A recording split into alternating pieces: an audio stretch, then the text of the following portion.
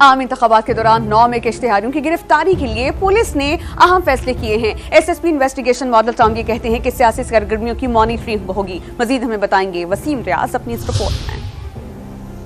S P model town Shahzad Rafiq کے مطابق انتخابی مہم اور کارنر میٹنگز میں اشتہاریوں کی موجودگی پر گرفتاری کے لیے کریک ڈاؤن ہوگا۔ دہشت گردی اور سنگین مقدمات کے اشتہاریوں کی گرفتاری 4 دیواری کے اندر سے بھی کی جا سکتی ہے۔ سیاسی جماعت سے وابستہ اشتہاری ملزمان انتخابی مہم میں سرگرم ہیں۔